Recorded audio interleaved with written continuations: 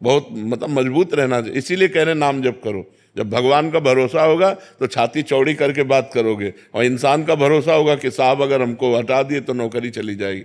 अगर ये साहब थोड़ी, साहब का साहब है वो, अगर वो चाहेगा तो सब मंगल ही बन जाएगा, इसकी क्या बात है। इसलिए मस्त रहो, नाम जप करो। आकर्ष। राधे राधे मेरी लाडली जो। महाराज जी, मैं एक विद्यार्थी हूँ। लाडली जी की कृपा से मैंने आपकी यूट्यूब के माध्यम से सत्संग और एकांतिक वार्तालाप सुने हैं।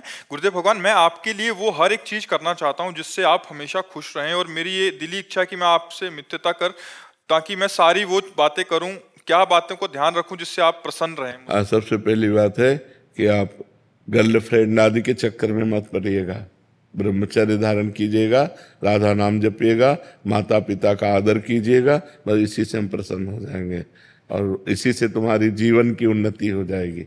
ठीक है, अब अपनी श्रीमुख से मुझे राधा नाम जप। राधा राधा राधा राधा। पंडित गौरव शर्मा जी, दाऊ जी से। राधे राधे महाराज जी। महाराज जी, मैं किसी विशेष संप्रदाय के गुरुजी से दीक्षित नहीं लिया हूँ, मतलब कहीं से लिया हूँ, बट ऐसे में क्या हमको सांप्रदायिक से ही दीक्षा लेनी चाहिए, या गुरुदेव ने जो। संप्रदाय का तात्पर्य होता है मार्ग। किसका प्रश्न है? GT road.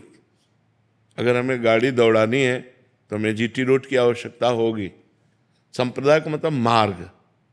हम आचार्य की शरण होते हैं और उनके बताए हुए मार्ग पर आंख मूंद के दौड़ते हैं तो हम भगवान के पास पहुंच जाते हैं। संप्रदाय का मतलब कोई भयावा या कोई फसावट या कोई ऐसा नहीं। संप्रदाय का मतलब जीटी रोड, सुदृढ़ मार्ग संप्रदाय। अब जैसे हमें प्रिया प्रीतम के निकुंज में जाना है, प्रिया प्रीतम की सेवा करनी है, तो हमको वही मार्ग लेना पड़ेगा ना।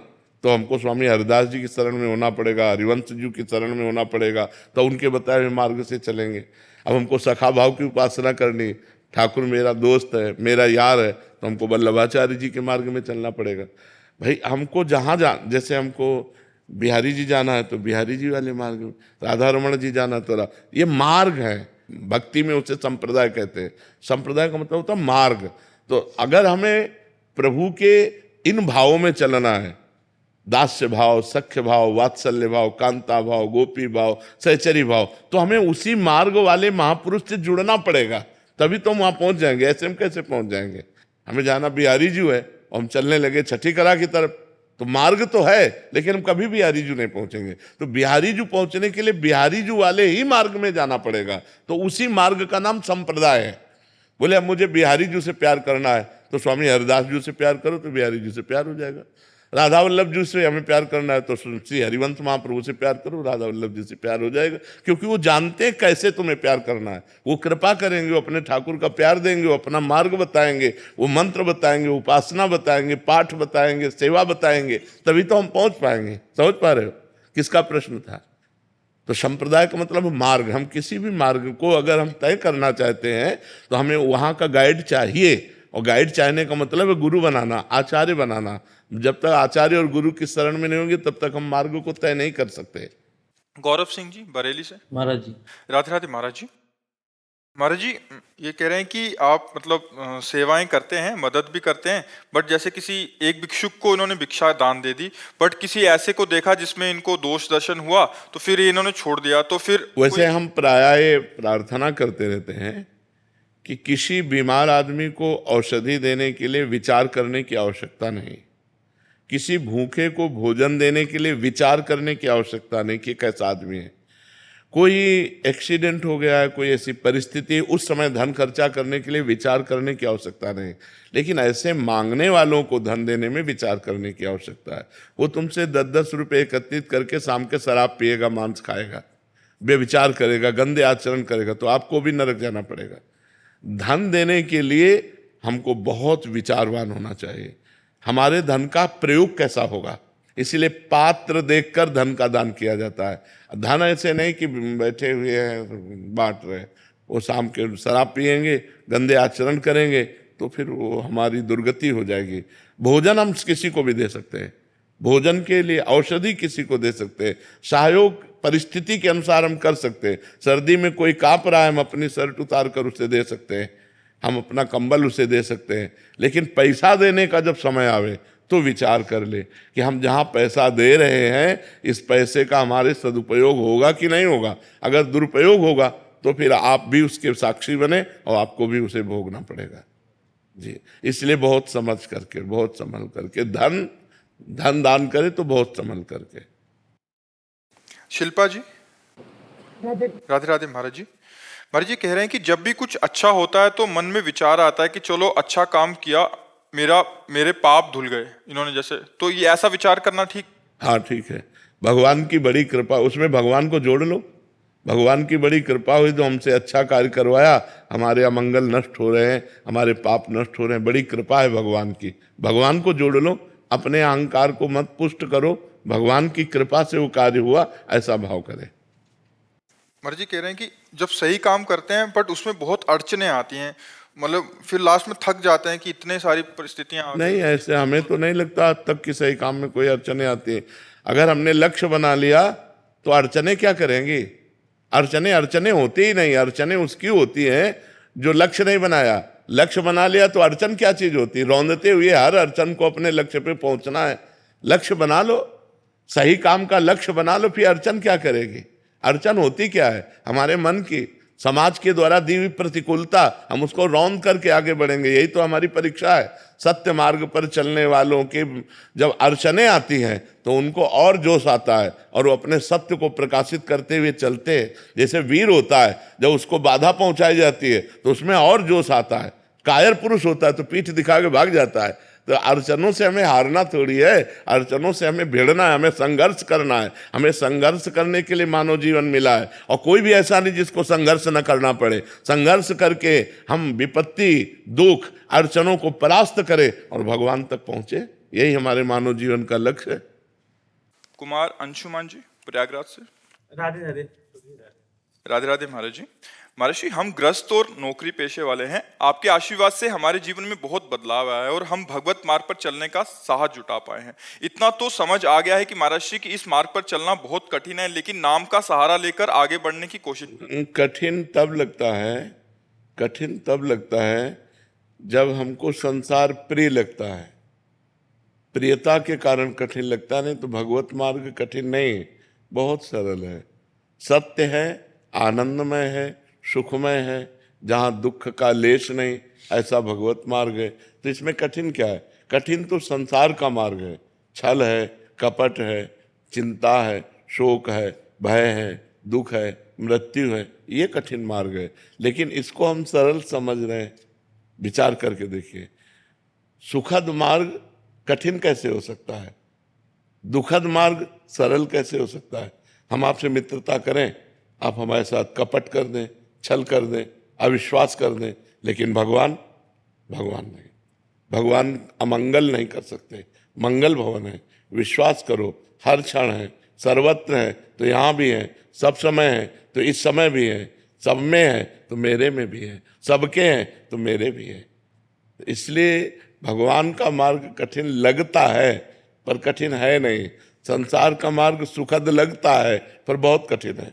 आज तक संसार किसी के हाथ में नहीं आया। बड़े बड़े हो गए, सम्राट हो गए, राजा हो गए, किसी के हाथ नहीं आया। सब खाली हाथ गए कि नहीं गए? और जो सतमार्ग में चला, सतमार्ग उसके हाथ में आया। भजन, साधन, तपस्या, लोकांतर में जहाँ भी जाएगा उसका सम्मान होगा, वो सुख प्राप्त करेगा। लेकिन जिसने अध्यात्म को स्वीकार नहीं किया, केवल लौकिक मार्ग को स्वीकार किया, मरने के बाद उसके हाथ क्या है? एक बार सिकंदर विजय करके जा रहा था तो एक संत नाचने लगे सामने। तो उसने कहा, क्यों नाच रहे हो?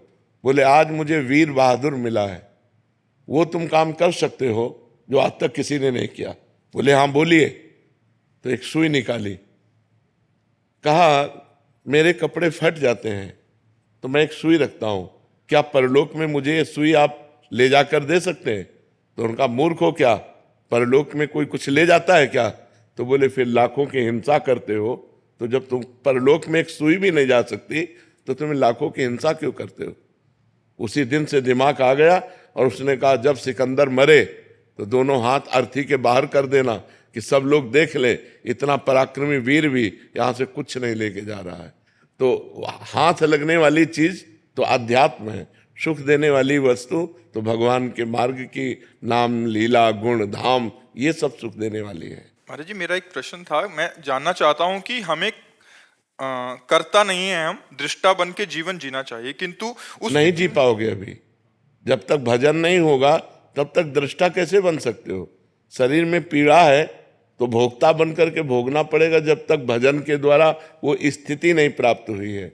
जब भजन होता है और वो स्थिति प्राप्त होती है तो ऐसे पीड़ा महसूस होती जैसे दूसरे शरीर में, उनके शरीर में पीड़ा है तो मुझे लग रहा है इनके शरीर में पीड़ा है, लेकिन वो व्यथित नहीं होता।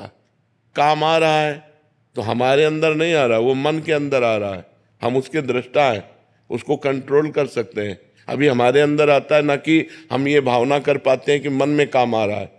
अगर हम कुछ देखना चाहते हैं तो ये भाव नहीं आता कि मेरी नेत्रेंद्री देखना चाहती है, भाव आता मैं देखना चाहता हूँ। बस ये जब तक मैं मन और इंद्रियों से जुड़ा है तब तक दृष्टा भाव नहीं सिद्ध हो सकता।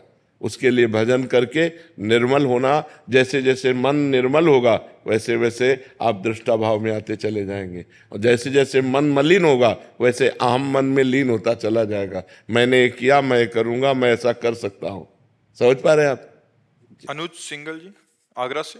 राधे राधे महाराज जी। महाराज जी आपके प्रवचन सुनने के बाद अतीत के गलत कार्यों के डर से नाम जप शुरू किया। करीब 2 साल हो चुके हैं नाम जप करते करते। अब केवल ये जानने की इच्छा रह गई है कि भगवत मार्ग पर अभी भी नाम जप डर की वजह से हो रहा है या राधा रानी से प्रेम हो गया?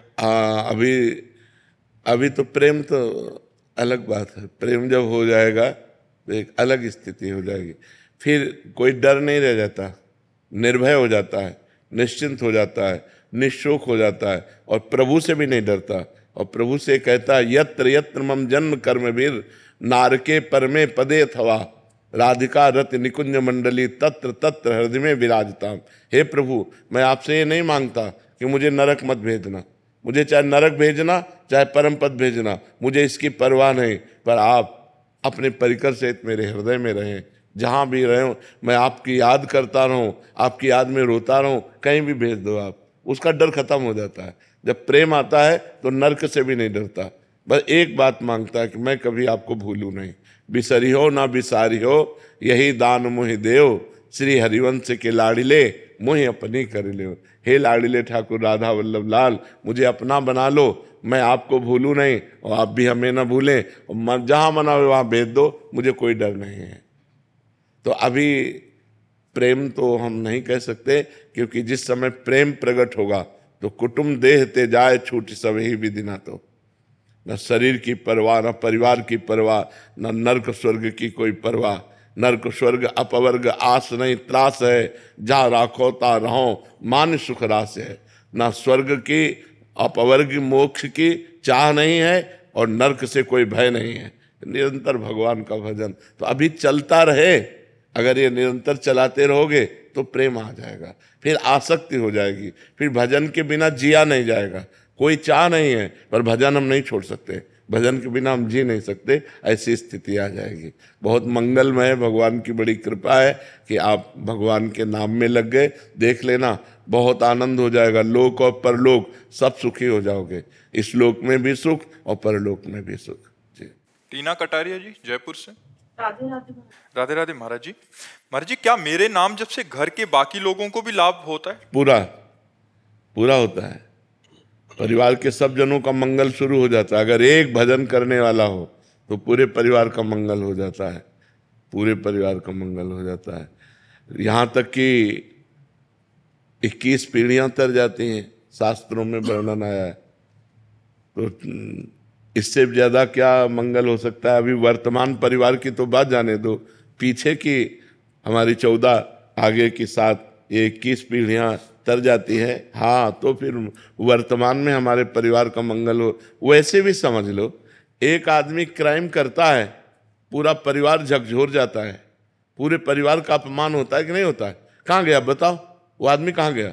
तुम उसके चाचा लगते हो, तुम्हें तो पता होगा ना, तुम उसके जीजा लगते हो, तुम उसके मतलब हर संबंधी हर जगह वहाँ पुलिस जाएगी और वहाँ जा कर के जांच करेगी, परेशानी पैदा करेगी। एक आदमी ने क्राइम किया, पूरा परिवार दुखी होता, पूरा मोहल्ला दुखी होता, पूरे रिश्ते नातेदार दुखी होते। ऐसे ही अगर अगर हम सही चलते हैं तो हमारे गांव वाले भी सुखी होते हैं। तो अगर हम एक धर्म से चलें तो हमारा गांव सुखी, हमारा मोहल्ला सुखी, हमारा परिवार सुखी, उसके ऊपर प्रभाव पड़ता है। और एक आदमी अगर गलत चले तो पूरा गांव दुखी हो जाता है, पूरा मोहल्ला दुखी हो जाता है, पूरा परिवार दुखी हो जाता है, रिश्ते नातेदार दुखी हो जाते हैं। ऐसे हमारे भजन का प्रभाव पूरे परिवार पर पड़ता है जी। अमन शर्मा जी। सर मेरा मेरा राधे राधे महाराज जी। महाराज जी, आपके पास जैसा मरीज आता है आप उसको वैसी दवा देते हो। महाराज जी, आपसे ब्रह्म ज्ञान की बात करता है कोई तो उसे वैसा बताते हैं, भक्ति की बात करता है तो भक्ति बताते हैं, कोई भगवत प्राप्ति के लिए आता है तो भगवत प्राप्ति। महाराज जी, मैं चाहता हूं कि श्री जी का प्रेम और शरीर छूटने के बाद जैसे आप श्री जी के पास जाएंगे, महाराज जी मुझे भी वैसे ही जाना है। महाराज जी मुझे वैसे चलना पड़ेगा ना, वैसे चलना पड़ेगा। अगर हमको श्री जी के पास जाना है तो श्री जी के बनना पड़ेगा ना। श्री जी के पहले किसी संत महापुरुष की शरण में हो, उनसे दीक्षा लो, उनके अनुसार साधना करो। भले गृहस्थ में रहो लेकिन साधना करनी पड़ेगी। अब ऐसे तो नहीं कि हम आर्मी में जाना चाहते लेकिन ना हम दौड़ लगा रहे हैं, ना हम व्यायाम कर रहे हैं, ना हम कुछ कर, तो ऐसे आदमी, कायर आदमी थोड़ी आर्मी में जाएगा। उसको तो वो करना पड़ेगा ना, उतनी दौड़, उतनी लंबाई, उतनी चौड़ाई, वो सब निशानेबाजी सब करना पड़ेगा। ऐसे जब श्री जी के पास जाते हैं तो इंद्रियों को अपने अधीन करना, मन को अधीन करना, गंदे आचरण न करना, ब्रह्मचर्य से रहना, पवित्र आहार पाना, हर समय नाम जप करना, दूसरे से मृदु व्यवहार करना, ये लक्षण है। धीरे धीरे हम श्री जी की तरफ बढ़ जाएंगे। सुमित गुप्ता जी पलवल से। राधे राधे महाराज जी। महाराज जी, आपके चरणों में कोटि कोटि प्रणाम। महाराज जी, जब हम कोई साधना करने का संकल्प लेते हैं और निभा नहीं पाते तो क्या भगवान नाराज होते हैं? नहीं, भगवान बहुत करुणामय है, कभी ऐसा नहीं। असफलता को हम सफलता में बदलने के लिए ही मानव जीवन प्राप्त किए हैं। यदि हम असफल होने पर निराश हो जाएंगे तो हम हार गए, फिर ठीक नहीं है। 100 बार असफलता हो फिर भी हम 101 बार प्रयास करेंगे सफल होने का। तो हमने जैसे संकल्प लिया कि हम अमुक कार्य करेंगे, नहीं कर पाए तो फिर हम अगला, फिर अगला, फिर अगला, हम कदम बढ़ाते चले जाएं, एक दिन हम कर लेंगे। निराश नहीं होना। भगवान बहुत उदार पिता है, भगवान बहुत उदार पिता है। वो ऐसे विमुख भये निमिषो ना अकृपा जब चितय, तो वैसे जैसे बहुत धनी उदार पिता हो तो छोटी मोटी गलती हो जाए तो ध्यान नहीं देता है, अगर बड़ी गलती हो गई तो अपने पुत्र का ही पक्ष लेता है। ऐसे भगवान अपने भक्त का ही पक्ष लेते हैं। तो अगर हमसे ऐसी त्रुटि हो जाती है कि हम ये करेंगे, हम नहीं कर पाते हैं, तो हमें निराश नहीं होना, हमें फिर प्रयास करना है, फिर प्रयास करना है। तो एक दिन भगवान की कृपा से हम वो कर लेंगे।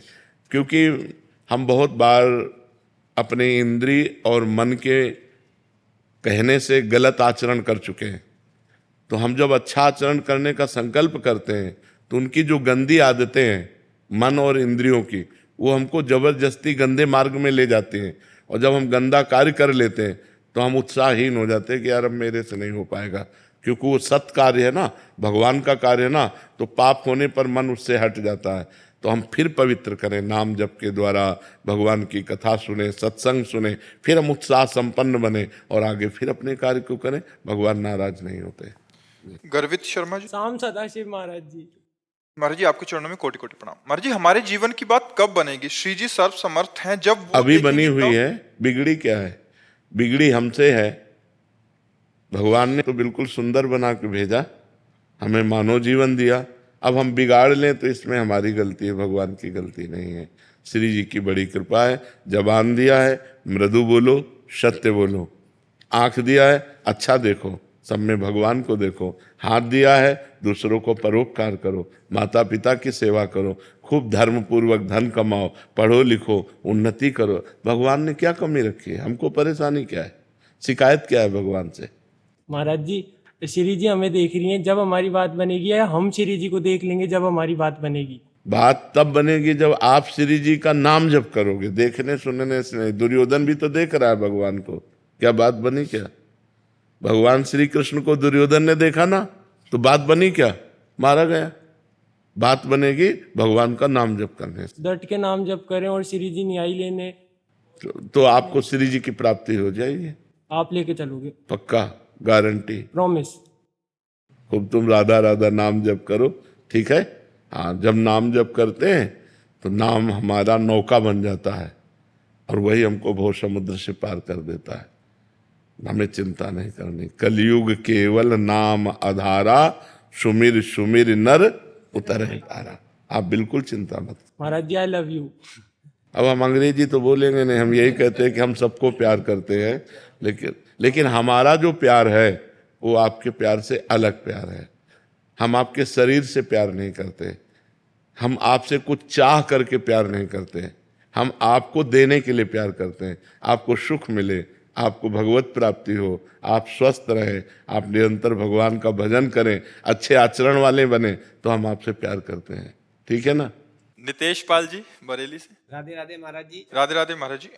महाराज जी, आप अपने जीवन में आध्यात्मिक और संसारिक लक्ष्य को एक साथ कैसे प्राप्त किया जा सकता है? किया जा सकता है। जैसे हम हर फावड़े पे राम राम राधा राधा जपे, क्या हमें फर्क पड़ेगा? हम व्यापार कर रहे हैं, ग्राहक आया, उसमें भगवान का भाव किया और व्यापार का कार्य करने, फिर राधा राधा राधा, कोई परेशानी नहीं। अगर हम पराई स्त्री की तरफ गंदी दृष्टि से देखेंगे, पराये धन की बेईमानी करेंगे और हम गंदे भोजन पाएंगे तो हमारी दुर्गति हो जाएगी। जैसे शराब पीना, मांस खाना, गंदे आचरण, ये फिर हमारी दुर्गति हो जाएगी। यदि हम पवित्र भोजन पाते हैं, धर्म पूर्वक धन कमाते हैं, भगवान का नाम जप करते हैं, दूसरों का उपकार करते हैं, तो गृहस्थी में रहते हुए भी अध्यात्म की पूर्ति हो जाएगी। कोई परेशानी नहीं है, नहीं? हाँ, कोई नशा मत करो, गंदा भोजन मत करो, हाँ बिल्कुल, और नाम जप करो। नाम जप करते हो यार, काउंटर रखा करो, वैसे उससे ज्यादा बनता है। प्रारंभ में उससे हो कि आज हमने 50,000 किए तो कल हम 60,000 करें, हम 65,000, उसमें एक मतलब लगन लगती है। तो हमें लगता है नए साधक को ये काउंटर है, माला है, इनका प्रयोग करना चाहिए। निशा यादव जी। राधे राधे महाराज जी। महाराज जी, कृपया समझाएं, जब किसी की मृत्यु कम आयु में होती है तो उसकी श्वासें उतनी ही थी, ऐसा माने? हाँ बिल्कुल उतने ही। जो गर्भ में ही मर जाते हैं उनने क्या अपराध किया था? जो गर्भ के बाहर आकर अभी बालक अवस्था में मर जाते हैं, उसने क्या अपराध किया था? तो पूर्व से ये निर्धारित है कि वो गर्भ में ही मरेगा। महिलाएं महाराज जी ये करवा चौथ का व्रत फिर किस उद्देश्य से रखती हैं? ये तो बहुत छोटे मोटे बातें हैं, ये गांव गली वाली बातें। ये अनुष्ठान किसी की मृत्यु को थोड़ी बचा सकते। करवा चौथ किसी की मृत्यु को बचा लेगी? आयु जब पूर्ण होती है तो देखो, गंगा जी अपने हाथ से अपने पुत्र को लेकर के गंगा में फेंक देती थी जिंदा। लोग तो मरा फेंकते हैं गंगा जी में, वो जिंदा फेंक देती थी गंगा जी। 7 पुत्र पैदा होते ही गंगा जी में फेंक देती थी। क्यों? क्योंकि उनकी आयु इतनी थी।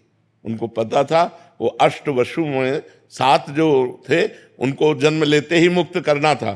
तो उन्होंने कह दिया था शांतनु से कि आप प्रश्न नहीं करोगे हमसे। उठाया और जिंदा गंगा जी में फेंक दिया, वो मरे और वसु रूप को प्राप्त हो गए। लेकिन 8वें में रोक दिया तो वही भीष्म पितामह जी के रूप में।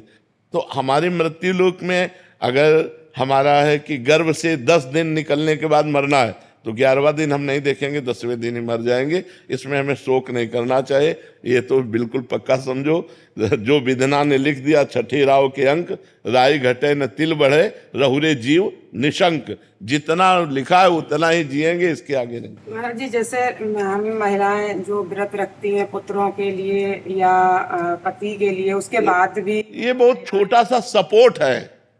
जैसे हमारी आयु 10 वर्ष है, अब हमको कोई विघ्न छोटा मोटा आने वाला है, माँ व्रत कर रही तो उसका जुकाम ठीक हो जाएगा, उसको बुखार नहीं, उसको चबेटा नहीं लगेगा, उसको चोट नहीं लगेगी। मृत्यु का निश्चित टाइम होता है, उसे रोका नहीं जा सकता। हाँ, अब जैसे मृत्यु योग लग रहा है, अभी मृत्यु नहीं है तो मृत्युंजय जप करो कट जाएगा। मृत्यु योग लग रहा है लेकिन मृत्यु नहीं है तो वो बच जाएगा। अगर मृत्यु है तो मृत्युंजय जप भी उसे नहीं काट सकता। नहीं, कोई बचा के देख ले। योग लग रहा है, पाप कर्म इतना उसका प्रभावशाली हो रहा है कि वो मृत्यु योग जैसा दंड देगा। तो मृत्युंजय जब किया योग कट गया। आयु नहीं, आयु अगर समाप्त हो गई है तो फिर समाप्त ही हो गई है, फिर उसे नहीं बढ़ाया जा सकता। नहीं, भगवान राम जी अपने पिता दशरथ जी को जीवित कर लेते और माता कौशल्या वैधव्य ना होती। विचार करो, यहां जो जन्मा, राइट टाइम जब आया उसको यहां से जाना पड़ेगा। बिल्कुल कोई भी व्रत नियम संयम उसे नहीं रोक सकता। ये बाहरी सपोर्ट होता है, ये बाहरी सपोर्ट होता है, मृत्यु को नहीं रोका जा सकता। नहीं तो साधु महात्मा, मान लो आप एक करवा चौथ साल में एक बार ही तो होती करवा चौथ, यहाँ रोज करवा चौथ जैसा है। रोज उपासना है, रोज व्रत है, रोज नियम है, लेकिन मरते हैं ना संत महात्मा भी। जो रात दिन भजन करते हैं वो राइट टाइम मरते हैं कि नहीं? कोई जवानी में मर गया, कोई बुढ़ापा में मर गया, पर अब इस जन्म में भगवान के पास जाना, इसलिए हमें कोई शोक नहीं। समझ पा रहे आप? वैभव ठाकुर जी। श्री राधे राधे। राधे राधे महाराज जी। महाराज जी, कई प्रियजन और कई बुजुर्गों को भी ये कहते हुए सुना है कि जिंदगी बड़ी मुश्किल से मिलती है यारो, जो भोग सकते हो भोगो, एंजॉय करो। नहीं किसने नहीं, देखा ये है? नहीं, हम ये जरूर इस बात पे हाँ कहते हैं कि जिंदगी बड़ी कीमती है, जिंदगी बड़ी मुश्किल से मिलती है। दुर्लभो मानुषो देहो देही नाम क्षण भंगुरा तत्रापि दुर्लभम मन्येत वैकुंठ प्रिय दर्शनम। बात आप समझो, जिंदगी बहुत कीमती है यार, इसे गंदे कामों में नहीं, इसे अच्छे कामों में लगाओ, इससे भगवान की प्राप्ति कराओ, भगवान के प्रिय प्रेम को प्राप्त करो, ये जिंदगी का लाभ है। बुजुर्ग कहते हैं भोग भोगो आनंद लो। बुजुर्ग भक्ति भी कर लो बट एंजॉय भी करो। हमें तो आज तक नहीं समझ में आता कि एंजॉय है कहाँ। हम तो खोल के ऑपरेशन करके बात बताते हैं, एंजॉय है कहाँ? कहाँ एंजॉय हमें बताओ। जो चीज खाओ 6 घंटा में शौच बन जाती है, बन जाती है ना। मनुष्य को सबसे ज्यादा प्रिय वस्तु क्या लगती है? रुपया इसलिए प्रिय लगता है कि हमें सामग्री मिलती है, सामग्रियों में खान पान सबसे प्रिय, पहनने ओढ़ने को मिले, और भोगों में स्त्री भोग या पुरुष भोग, खुली बात है। इसके अलावा हमें बताओ और क्या चाहिए? इसके अलावा क्या चाहिए? मान प्रतिष्ठा, रुपया, पैसा, ये सब इसी के लिए है। अंदर 2 बातें चल, अच्छा खाने को मिले और मन मानी भोगने को मिले, बस यही चाहिए ना। मरने के बाद इनमें से क्या बचा? फाइनल में हमें बताओ। जो गृहस्थ में, आप लोग तो गृहस्थ हैं, आपने भोगा, आपके पास क्या है अनुभूति? फिर वही भोगने की इच्छा है ना। कोई ये कह सकता है कि मैं भोग करके तृप्त हो गया हूं और मेरी कोई इच्छा नहीं, ये बात वही कह सकता है जो भजन कर रहा है। अच्छा, भोग स्थान कहाँ है? मलमूत्र के द्वार है, जिनको छू लो तो रज लगा के, साबुन लगा के हाथ धोना पड़े, वहां कहाँ क्या एंजॉय करोगे? कहाँ एंजॉय करोगे? शराब पिए नालियों में पड़े रहते हैं, एंजॉय है? एक दूसरे की हत्या कर रहे हैं, एंजॉय है? क्या एंजॉय? हमें बताओ ना, एंजॉय कहाँ कर सकते हो? क्या एंजॉय है? क्या आनंद प्राप्त हुआ? आप लोग तो संसार में हैं, भोग रहे हैं, क्या आनंद प्राप्त हुआ? और आनंद पूछो तो हर समय, हम कई बार बताया कि हमारे हृदय में इतना आनंद रहता है, जैसे किसी नए लड़के का नई लड़की से ब्याह तय हो जाए तो उसको कितनी खुशी होती है, ऐसे हजारों गुना लाखों गुना आनंद हमें हर समय बना रहता है। अरे भगवान की शरण में एंजॉय है कि ऐसे एंजॉय है? सही बताओ, तुम्हें चिंता है कि नहीं चिंता है? हमें पाई भर की चिंता नहीं है, पाई भर के। आज सब विलास हो जाए तो हमें कोई फर्क नहीं, और आज लाखों करोड़ों आ जाए तो हमें कोई फर्क नहीं। भगवान, और इसके बाद मृत्यु सबका भय है और मृत्यु मेरा आनंद है। मरने से सब जग डरा मेरो मन आनंद, कब मरी हो कब भेटी हो पूरन परमानंद, कब शरीर पूरा हो और मैं अपने प्रभु के पास जाऊं। एंजॉय करने, सच्चा एंजॉय होगा। अनंत ब्रह्मांडों का स्वामी श्री कृष्ण है, वो हमारा दोस्त है, हमारा यार है। जब हमारा शरीर छूटेगा हम उसके पास जाएंगे, उसके साथ खेलेंगे, हंसेंगे, खाएंगे, कूदेंगे। और मरना है नहीं, वहां डायबिटीज नहीं होनी, high blood pressure, low blood pressure नहीं होला, वहां किडनी नहीं फेल है, वहां सब आनंद है। यार एंजॉय करना है तो भगवान को भजन करो। कहाँ एंजॉय है? यहाँ कोई एंजॉय है? आप बताओ हमें, कहाँ एंजॉय है? क्या एंजॉय है? यहाँ कोई आनंद है यार? सब चिंतित हैं, सब शोकित हैं। जिनको तुम बड़ा आदमी समझते हो, जिनको बड़ा पदाधिकारी समझते हो, वो भी परेशान है। घर परिवार, नाना प्रकार की वासनाएं, इच्छाएं, सब परेशान है। बच्चा, अगर कभी किसी को शांति, विश्राम, आनंद और सुख मिला है तो भगवान की शरण में मिला है। इस संसार में एंजॉय करने से क्या? देखो, छोटी सी वस्तु के लिए भाई भाई की हत्या कर रहा है, पति पत्नी में विश्वास खत्म हो रहा है। हम बड़े चिंतित हैं, बड़ा समस्या समाज में हमारे आते हैं, ये एंजॉय कैसे कर पाएंगे? बहुत समस्या है, इसलिए एंजॉय के चक्कर में मत पड़ो, धर्म से चलो, नाम जप करो, धर्म से चलो, भगवान से प्रार्थना करो कि जीवन साथी ऐसा मिले कि हम प्यार भरा जीवन व्यतीत कर सके, पवित्र जीवन व्यतीत कर सके। कपिल परमार जी।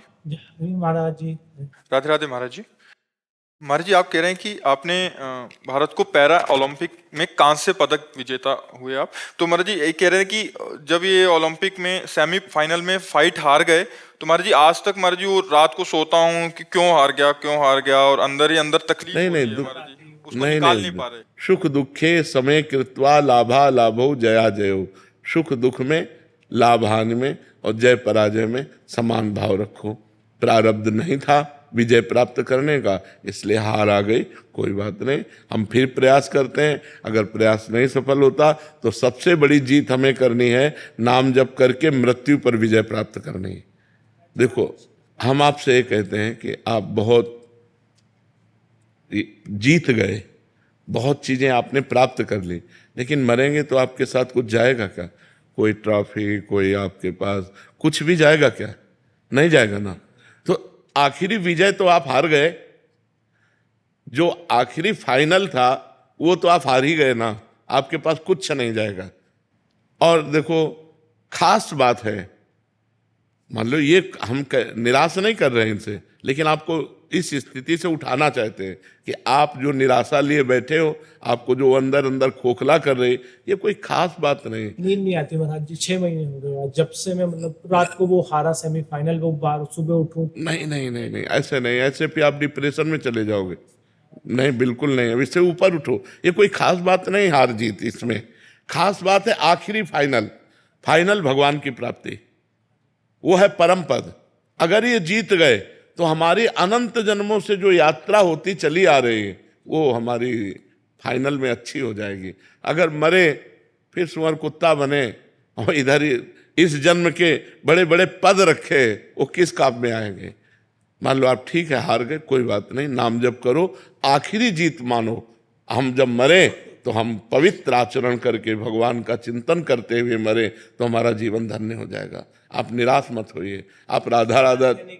इच्छा होती है कि अब बहुत हो गया, 15 साल से मैं प्रयास कर रहा था एक ओलंपिक मेडल के लिए, जो मैं सेमीफाइनल लूज कर गया, मतलब। पर अब आप नाम जप करो और प्रयास करो। अगर आपको इसी में विजय प्राप्त करना है तो नाम जप करो, आध्यात्मिक बल से परिपक्व होकर आप आगे बढ़ो, ठीक है ना? निराश मत होइए, चैन से सोइए। जीत जाते तो क्या मिल जाता? वाहवाही ही तो मिलती है यार, वाहवाही ही तो है। मरने के बाद वाहवाही जाएगी क्या? इसलिए बहुत कैसे कैसे विजेता हो गए, कैसे कैसे हम कह रहे हैं, एक से एक गायक, एक से एक युद्ध करने वाले, एक से एक पराक्रमी, कौन जानता है यार उनको? गए सब, काल के गाल में सब चले गए। इसलिए ज्यादा चिंता मत कीजिए, हार गए तो कोई बात नहीं, नाम जप कीजिए, आगे प्रयास कीजिए, ठीक है?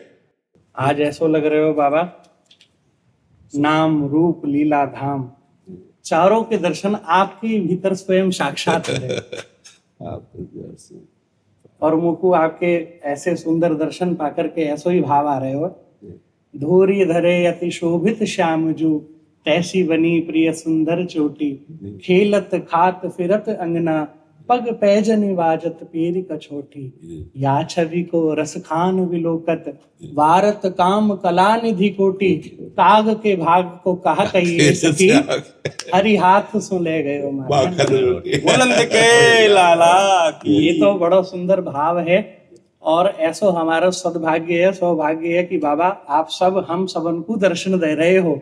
और मैं सांची बता रहा हूँ, कथा करते करते भी हम सब ब्रजवासी खूब नाम की महिमा को प्रचार प्रसार कर रहे हैं, लेकिन बाबा आप यहीं बैठ करके आपने तूफान मचा रहा है। ये आपकी कृपा है, आप ब्रजवासियों की। खूब आनंद के लाला की।